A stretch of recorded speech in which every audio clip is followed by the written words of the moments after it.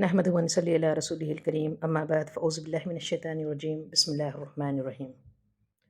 عزیز ساتھیوں، السلام علیکم ورحمۃ اللہ وبرکاتہ۔ سیرت رسول صلی اللہ علیہ وسلم کی جو کڑی چل رہی ہے اس کی کڑی کو آگے بڑھاتے ہوئے کچھ اور جھلکیوں کے ساتھ میں حاضر ہوں۔ ہجرت مدینہ سے پہلے آسمان و زمین نے منظر بھی دیکھا کہ مکے کے کسی گوشے میں ایک بڑھیا اپنا بوجھ اٹھا رہی ہے اور اٹھا نہیں پا رہی ہے۔ رحمت عالم صلی اللہ علیہ وسلم کی اس پر نظر پڑ جاتی ہے۔ آپ صلی اللہ علیہ وسلم آگے بڑھ کر اس کا بوجھ اٹھا لیتے ہیں اور اس بڑھیا کے ساتھ اس کے گھر کی طرف روانہ ہو جاتے ہیں۔ وہ بڑھیا آپ کو پہچانتی نہیں ہے، وہ راستہ بھر محمد صلی اللہ علیہ وسلم کو برا بھلا کہتی جاتی ہے، اور حضرت محمد صلی اللہ علیہ وسلم اس کا بوجھ اٹھائے ہوئے خاموشی سے اس کے پیچھے پیچھے چل رہے ہیں، یہاں تک کہ اس کا گھر آ جاتا ہے اور اس کا بوجھ اس کے گھر رکھ کر آپ واپس ہونے لگتے ہیں۔ وہ بڑھیا آپ صلی اللہ علیہ وسلم کی اس محبت و ہمدردی اور خدمت گزاری سے کافی متاثر ہوتی ہے۔ وہ آپ صلی اللہ علیہ وسلم کو دعائیں دیتی ہے اور آپ صلی اللہ علیہ وسلم سے آپ کا نام پوچھتی ہے۔ شروع میں آپ صلی اللہ علیہ وسلم ٹالتے ہیں، مگر جب وہ اصرار کرتی ہے تو فرماتے ہیں، اماں میرا نام محمد ہے۔ محمد نام سن کر اس بڑھیا کی آنکھیں پھٹی کی پھٹی رہ جاتی ہیں۔ وہ نہایت حیرت اور تعصف کے ساتھ کہتی ہے، بیٹا معاف کرنا، میں تمہیں پہچانتی نہیں تھی، تم تو بہت اچھے آدمی ہو، لوگ تمہیں ایسا ویسا کیوں کہتے ہیں؟ رحمت عالم صلی اللہ علیہ وسلم نے کفار و مشرکین کی کتنی گالیاں سنیں، ان کے ہاتھوں کتنی اذیتیں سہیں اور کتنی تکلیفیں جھیلیں، 1-2 سال نہیں برسا برس تک جھیلیں۔ پھر ایک وقت آیا کہ قریش کے درمیان رحمت عالم صلی اللہ علیہ وسلم کو قتل کر دینے کی باتیں ہونے لگیں۔ قبل اس کے کہ قریش اس بات پر اتفاق کرتے، چچا ابو طالب نے اس خطرے سے بچنے کی راہ نکال لی۔ انہوں نے فوری طور سے اپنے قبیلے کے لوگوں کو جمع کیا، انہیں اس خطرے سے آگاہ کیا اور فرمایا، محمد کی جان کی حفاظت ہم سب کا فرض ہے، اگر ذرا بھی محمد کا بال بیکا ہو تو اس میں پورے قبیلے اور پورے خاندان کی رسوائی ہے۔ انہوں نے اس موقع پر ایک تجویز رکھی کہ قبیلے کے تمام لوگ ایک جگہ اکٹھے ہو جائیں اور جب تک یہ خطرہ ٹل نہیں جاتا اکٹھے ہی رہیں اور آپ صلی اللہ علیہ وسلم کو اپنے درمیان میں رکھیں۔ رات و دن کسی حصے میں قریش آپ کو تنہا نہ پا سکیں، وہ آپ کے قتل کے جو منصوبے بنا رہے ہیں اس میں وہ کسی طرح کامیاب نہ ہو سکیں۔ اس کے لیے انہوں نے یہ تجویز رکھی کہ بنی ہاشم اور بنی مطلب کے تمام لوگ اپنے اپنے گھروں میں تالے لگا کر فلاں گھاٹی یا فلاں درے میں آ جائیں، وہ اپنے بال بچوں سمیت وہیں ڈیرے ڈال دیں۔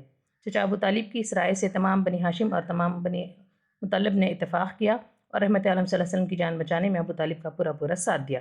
اس خاندان میں بس ایک ہی بدبخت تھا جسے دنیا ابو لہب کے نام سے جانتی ہے۔ اس بدبخت نے اس تجویز کی مخالفت کی اور وہ قریش کی سازشوں میں شریک رہا۔ جس گھاٹی میں لوگ اکٹھے ہوئے، بعد میں وہی گھاٹی شعبہ ابو طالب کے نام سے مشہور ہوئی۔ عربی میں شعب کے معنی ہوتے ہیں 2 پہاڑوں کے درمیان کی جگہ، یہ 2 پہاڑوں کے درمیان کا راستہ، ہماری زبان میں اسی کو درہ یا گھاٹی کہتے ہیں۔ شعبہ ابو طالب میں آپ صلی اللہ علیہ وسلم اور آپ کے ساتھی 3 سال گھرے رہے۔ یہ 3 سال کس مصیبت سے گزرے؟ قریش نے آپ صلی اللہ علیہ وسلم کا اور آپ صلی اللہ علیہ وسلم کے ساتھیوں کا سوشل بائیکاٹ کیا، مسلمانوں سے ملنے جلنے، ان سے کوئی لین دین کرنے، ان سے کوئی خرید و فروخت کرنے پر مکمل پابندی لگا دی۔ مسلمانوں کے بچے بھوک سے بلکتے اور بلبلاتے، مگر کیا مجال کہ ان کے ساتھ کوئی ہمدردی کر سکے، باہر سے ان کے پاس کھانے کی کوئی چیز پہنچا سکے۔ اس عرصے میں آپ صلی اللہ علیہ وسلم اور آپ صلی اللہ علیہ وسلم کے ساتھیوں کے فکر و فقے کا کیا عالم تھا، اس کے تصور سے ہی رونگٹے کھڑے ہو جاتے ہیں۔ رحمت عالم صلی اللہ علیہ وسلم اور آپ صلی اللہ علیہ وسلم کے جانثار اس عرصے میں دانے دانے کو ترس گئے۔ ان پر کتنے ہی دن ایسے آئے جب انہوں نے درختوں کے پتے کھا کھا کر اور سوکھے چمڑے چبا چبا کر گزارا کیا۔ آپ صلی اللہ علیہ وسلم اور آپ صلی اللہ علیہ وسلم کے جانثاروں کے خلاف انہوں نے ایسی ایسی چالیں چلی کہ اگر پہاڑ بھی ان کے نشانے پر ہوتے تو اپنی جگہ برقرار نہ رہ سکتے۔ اللہ تعالیٰ نے اپنی کتاب میں اس سنگین صورتحال کو اس طرح بیان فرمایا ہے، وَقَدْ مَكَرُوا مَكْرَهُمْ وَعِندَ اللَّهِ مَكْرُهُمْ وَإِنْ كَانَ مَكْرُهُمْ لِنُزُولَ مِنْهُ الْجِبَالُ۔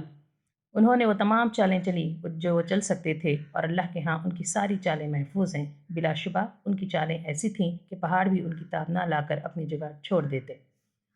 کفار و مشرکین نے رحمت عالم صلی اللہ علیہ وسلم اور آپ صلی اللہ علیہ وسلم کے جانثاروں کے ساتھ جو کچھ کیا وہ یقیناً دشمنی اور بدسلوکی کی انتہا تھی، لیکن یہاں دیکھنے کی چیز یہ ہے کہ چند سالوں کے بعد جب ہوا کا رخ بدل گیا، بادل کا جھنڈ سرنگوں ہو گیا، کفار و مشرکین کی طاقت پارا پارا ہو گئی، حق غالب و سربلند ہو گیا اور رحمت عالم صلی اللہ علیہ وسلم اپنی فوج ظفر موج کے ساتھ مکے میں داخل ہو گئے، تو اس وقت رحمت عالم صلی اللہ علیہ وسلم نے ان وحشی اور بے رحم دشمنوں کے ساتھ کیا سلوک کیا؟ مکے میں داخل ہونے کے بعد پہلے تو آپ صلی اللہ علیہ وسلم نے کعبے کو ان تمام بتوں سے پاک کیا جو اس کے ارد گرد براجمان تھے۔ کعبے کے اندر جو مشرکانہ تصویریں بنی ہوئی تھیں ان تصویروں کو ایک ایک کر کے مٹایا، اس کی دھلائی صفائی کرائی، اس میں دوگانہ شکرانہ ادا کیا اور اپنے رب کی خوب حمد و تسبیح کی اور جی بھر کے تحلیل تکبیر کی۔ نہ جانے کتنے زمانوں کے بعد دوبارہ خانہ کعبہ الحمدللہ، سبحان اللہ، لا الہ الا اللہ، अल्लाह अकबर के पुरकैफ नगमों से गूंज उठा। काबे के बाहर कुरैश का मजमा था। आप सल्लल्लाहु अलैहि वसल्लम की दहलीज पर खड़े हुए और कुरैश से पूछा। इस वक्त आपकी आवाज़ में बड़ा जलाल था। आप सल्लल्लाहु अलैहि वसल्लम ने उनसे पूछा, तुम्हारा क्या ख्याल है? बताओ आज मैं तुम्हारे साथ क्या सलूक करूँगा। निहायत अच्छा सलूक, आप अच्छे भाई हैं, अच्छे भाई के बेटे हैं। सब ने बैकावत रहमत वसल्लम की रहमत व शफ़क़त और आपकी नेकी और आला ज़रफ़ी का एतराफ़ किया। आप सल्लल्लाहु अलैहि वसल्लम ने फरमाया, आज मैं तुम्हारे साथ वही कुछ करूँगा जो मेरे भाई हज़रत यूसुफ़ अलैहिस्सलाम ने अपने भाइयों के साथ किया था। जाओ, तुम सबको आज़ाद किया जाता है। आज तुमसे कोई बासपुरस नहीं होगी। आज कोई मलामत और कोई सरजनिश नहीं होगी। ये वो दुश्मन थे जो कोई मामूली मुजरिम नहीं थे। उनके जुराइम की फहरिस्त बहुत तवील थी और वो तमाम ही जुराइम इंतहाई संगीन थे। ये वो दुश्मन थे जो किसी भी कानून की रोह से माफ़ी के सज़ावार या माफ़ी के हकदार न थे, मगर इस पैकर रहमत और शफ़क़त का दिल दरमंद हर एक के अंदाज़े और हर एक के तसव्वुर से ज़्यादा बड़ा और कुशादा था। उसके अंदर सारी इंसानियत का दर्द था। उसके अंदर दोस्त दुश्मन हर एक के लिए मोहब्बत और दिलसोजी का दरिया मौजन था। वो अपने पराये का गम खाने वाला, मुसीबत में गैरों के काम आने वाला। जो लोग आप सल्लल्लाहु अलैहि वसल्लम की जान के दुश्मन थे, बल्कि सही बात यह है कि उन्होंने दुश्मनी की इंतहा कर दी थी, उन सब के लिए आप सल्लल्लाहु अलैहि वसल्लम ने जान बख्शी की।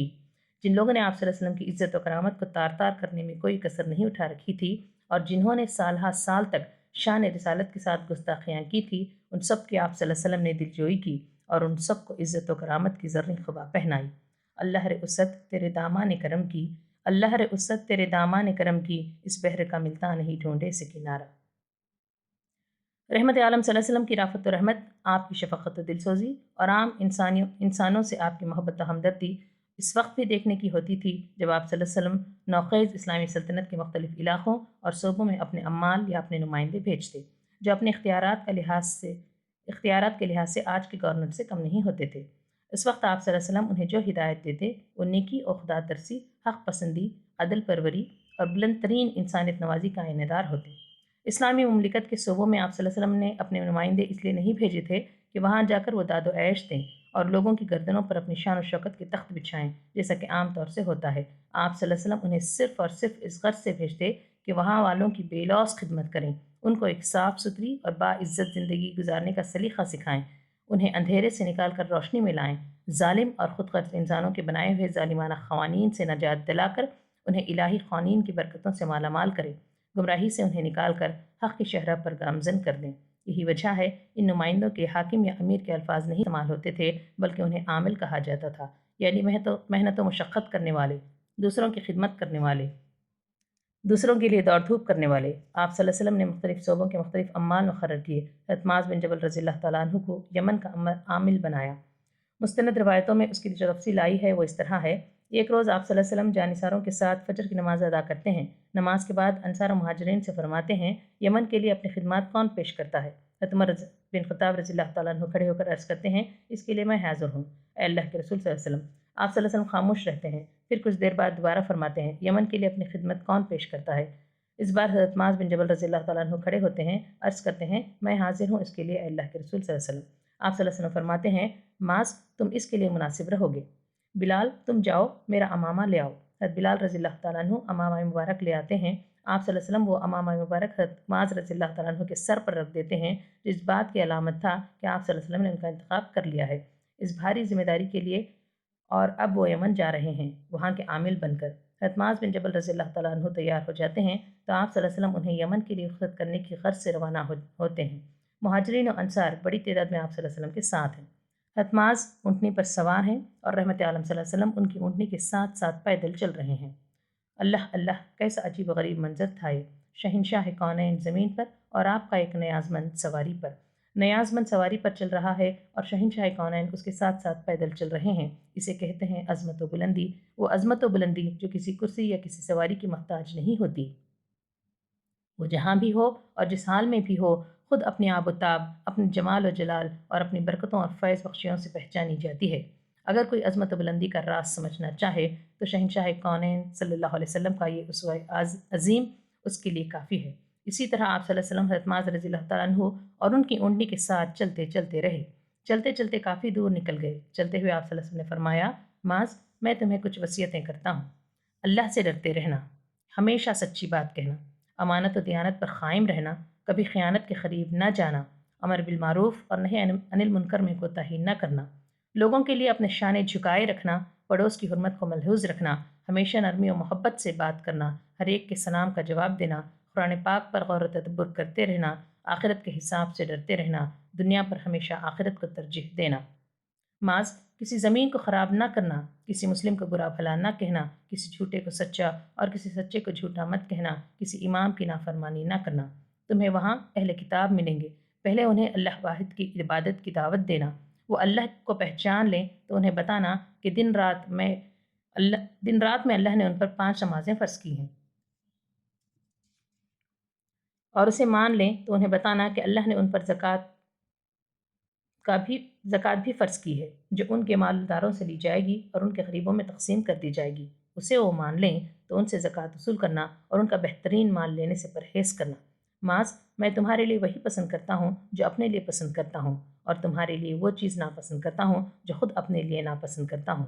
معاذ اگر تم سے کبھی کوئی غلطی ہو جائے تو پہلی فرصت میں اس سے توبہ کرنا، تنہائی میں غلطی ہو تو تنہائی میں توبہ کرنا، لوگوں کے سامنے غلطی ہو تو لوگوں کے سامنے توبہ کرنا۔ معاذ لوگوں کے لیے آسانیاں پیدا کرنا، انہیں زحمتوں میں نہ ڈالنا، ہر اینٹ پتھر کے سامنے اللہ کو یاد کرنا، قیامت کے دن وہ سب اینٹ پتھر تمہارے حق میں گواہی دیں گے۔ کوئی بیمار ہو جائے تو اس کی عیادت کرنا، کمزوروں اور بیواؤں کی ضرورتیں پوری کرنے میں دیر نہ کرنا، اپنی نشست و برخاست فقیروں اور مسکینوں کے درمیان رکھنا، اپنے معاملے میں لوگوں کے ساتھ انصاف کرنا، ہمیشہ حق بات کہنا، اللہ کے معاملے میں کسی ملامت کرنے والے کی ملامت کی پرواہ نہ کرنا۔ دیکھو اپنی وضع پر قائم رہنا، جس ایمانی کیفیت اور جن ایمانی بلندیوں کے ساتھ تم مجھ سے جدا ہو رہے ہو، اسی ایمانی کیفیت اور انہی ایمانی بلندیوں کے ساتھ مجھ سے دوبارہ ملنا۔ اللہ کے رسول، میرے ماں باپ آپ پر قربان جائیں، آپ نے مجھ پر بہت بھاری ذمہ داری ڈالی ہے، اللہ سے دعا کیجیے وہ مجھے یہ بھاری ذمہ داری اٹھانے کی طاقت دے۔ حضرت معاذ رضی اللہ تعالیٰ عنہ نے کہا، آپ صلی اللہ علیہ وسلم حضرت معاذ رضی اللہ تعالیٰ عنہ کے لیے کچھ دیر دعا کرتے ہیں، پھر انہیں دعاؤں اور نیک تمناؤں کے ساتھ رخصت کر دیتے ہیں۔ یہ ہیں وہ پیاری اور روشن ہدایات جو رحمت عالم صلی اللہ علیہ وسلم نے اپنے ایک نمائندے کو دی تھیں جب انہیں ایک ذمہ دار کی حیثیت سے یمن کی طرف روانہ فرمایا تھا۔ کیسی شفقت و محبت اور کیسی بلندی و دلسوزی تھی ان ہدایات میں، ان ہدایات کا اہل ایمان کے دلوں پر کیا اثر ہوا ہوگا، یہ کہنے کی بات نہیں، ہر سوچنے سمجھنے والا انسان بآسانی اس کا اندازہ کر سکتا ہے۔ قابل لحاظ بات یہ ہے کہ ہدایات اہل یمن کے ساتھ خاص نہیں تھیں، تمام ہی صوبوں اور تمام ہی علاقوں کے لیے آپ صلی اللہ علیہ وسلم اسی طرح کی ہدایت دیا کرتے تھے، اور تمام ہی انسانوں کو اپنی شفقت و محبت کے سیراب کرنے کے آرزو مند رہا کرتے تھے۔ السلام علیکم ورحمۃ اللہ وبرکاتہ۔